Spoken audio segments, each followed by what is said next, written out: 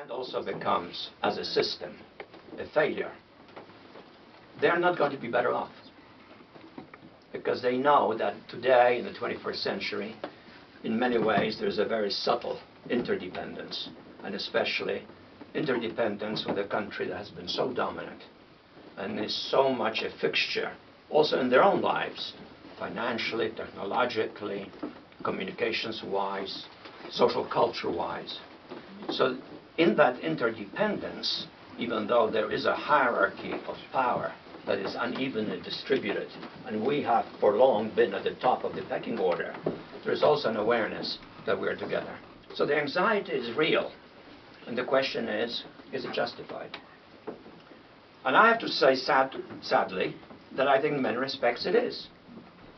The fact is that in the last decade and a half, or even 2 decades, we have had a unique opportunity to exercise a defining but also constructive role on the global scene, because we won the Cold War, and we did win it. And our rival disintegrated, because we stood fast, but we're also intelligent. And we have had a unique opportunity to begin shaping a different world system. And we haven't. And without sounding too partisan, I would say the Clinton decade was essentially a decade of self-gratification, and the Bush 2 decade was largely a decade of excessive unilateralism and too much fear in reaction to a tremendous crime that was committed to us, but fear nonetheless. And fear makes people very susceptible to demagogy and to excess. Even at the most trifling level, let me just indicate what I mean by fear. I'm always irritated and baffled here in Washington.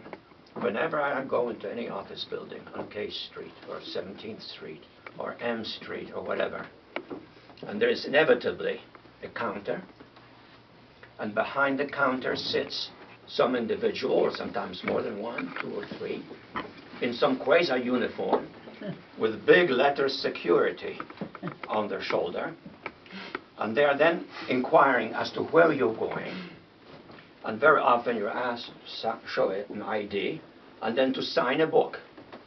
And I will say, well, I'm going to such and such on the 8th floor. And they say, oh yes, 802. Please sign your name. So I sign my name. They say, the elevator is over there. And these people, who strike me in many cases as probably being illiterate, and who doubtless are not even armed, simply go on to doing whatever they were doing, without bothering to note what I, out of irritation, actually wrote down as my name. Osama bin Laden. Because I think it is such a monstrous act of collective stupidity that is, to me, difficult to digest. And in a city in which the shopping centers crowd with people, don't have people checking you going in which the hospitals don't have people checking you in which the Kennedy Center doesn't have people checking you in. But these sporadic office buildings, full of lawyers, doctors, and dentists, and so forth, somehow or other have been seduced, and I have a pretty good idea how this happened, into the notion that there are vital strategic objects that potentially might be attacked by Osama bin Laden and the terrorists who are planning to destroy us.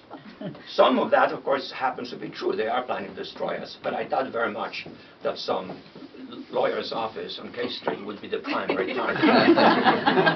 But this is part of a psychology that has developed in this country, and which in the second wasted decade contributed to a posture which has made us more relevant, while at the same time domestically one has to begin to wonder whether the dynamism of America isn't gradually being spent, and America is beginning to lose what it always was, a pioneer into the future.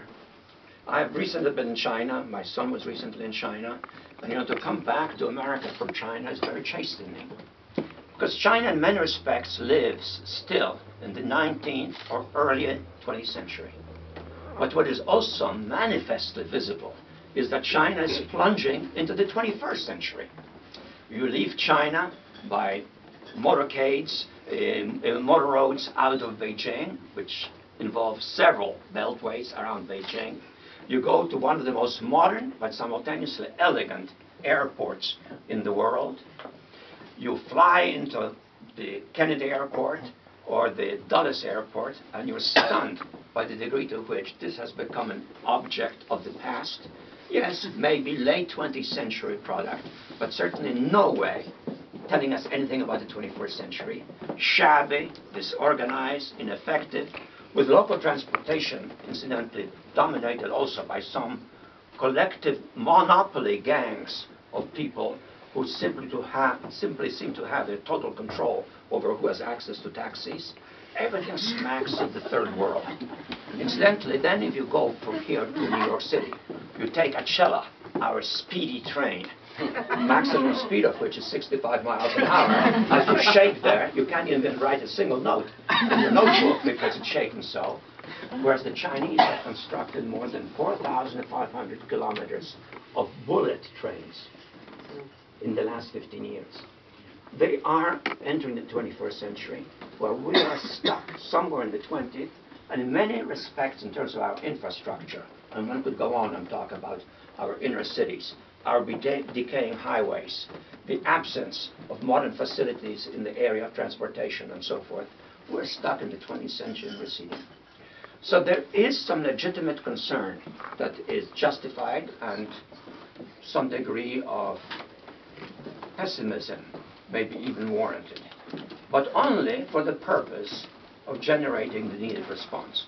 And if you look at America, you can see that there is in this society the potential of a response. There are the capacities, there is the tradition of innovation, there is a relatively youthful population, there is a lot of invention that puts us ahead in many respects of the rest of the world.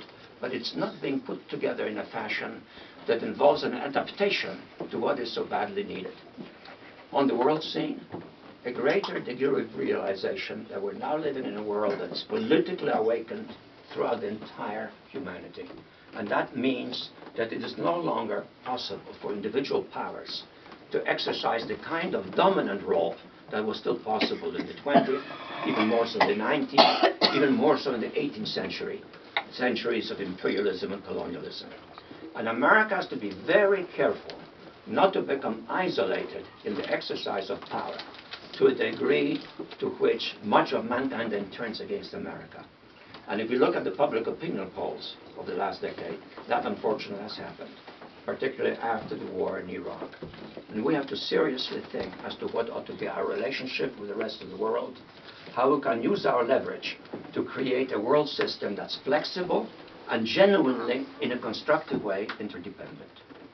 And domestically, we have to ask ourselves whether our definition of the good life, the definition that has guided our progress, that has produced a very successful consumption-oriented society, is sustainable in a world in which expectations of the entire humanity of the world have to be more or less similar. In brief, can we have a China with the kind of good life that we have defined as the good life and still have a world that is economically viable? And if you add to China, India, and if you add to China and India, Africa, and if you add to China, India, and Africa, all of Latin America, you begin to understand that a great deal of what we associate with the good life, the acquisition of objects of wealth in a material sense, is no longer going to be sustainable. And we will not be able to sustain it. And that calls for a very serious rethinking of some of our basic values. There is one area, however, in which we are without doubt the most successful and the leading, and that is in one area which is very pertinent this evening. And this is where I make the quick transition to Carpenter, namely the role of private charity and private giving. In this respect, this country is still the leader. And of this, we have every right to be very proud. But from this, we also have to draw some lessons. It is something that works in this country. And it tells you something about the relationship of people to people. It tells you something about what is one of the more basic satisfactions of life, which is to do more for others than one normally does, to stretch oneself, to place a demand on oneself. And I think this is what I learned in many respects about Carpenter's shelter, and this is what attracted my wife and me to it. when we visited it, we were struck by the degree to which this really is a community undertaking by private citizens who have realized that there's something terribly enriching in life which goes beyond enrichment in life. And Carpenter speaks to that. And I was enormously impressed by what I was shown. I came down there with a little map how to get there, and I started jotting down on it some of the points that impressed me. And let me just read them out to you. Human shelter at its best. Genuinely human shelter at its best, in the sense that it gives everything that a human being needs when that human being is totally alone, abandoned, and lost. Social rehabilitation at its best, through a spectrum of services, classes, consulting, training of children, financial literacy stimulated, a terrific staff. That is really, really compelling and admirable and captivating. Community commitment. All of you here, every one of you here is part of that. You're giving something of yourself, which you don't need to give, you're not forced to do it, and yet it has a social impact that is dramatic, profoundly gratifying. Dedicated leadership. You heard from the leader. You can feel this sense of commitment and the inspiration. These were notes that I took as I was listening and walking. Infectious enthusiasm of the staff. It was palatable. It was visible. It was a thriving community. And, very important, last but not least, disciplined compassion. Disciplined compassion. Not just loving, but also demanding and expecting and insisting on it and drawing consequences if it was denied. That is what impressed me so enormously, and this is why I was so pleased to have been asked by Lee to participate in this evening. And this is why, if you forgive me, I will urge you, because I know all of you are donors, and you all contributed even by coming here, that you still think this evening of contributing just a little more. Just asking yourselves, could you just give a little more? And you can do it in two ways. First, give it to Lisette, and she's willing to accept. And secondly, right back there by the books, do you see a kind of a duck with a red thing? Can you lift it? Yeah. Okay, it's right there by the books. Look at it. I don't want you to ignore it. Put something in there. If you don't give it to Lisette, or you can't find her. And finally, as you leave, there's lots of books there. Just help yourself to one or more. They're yours. You don't have to give anything, but it's right next to the red duck.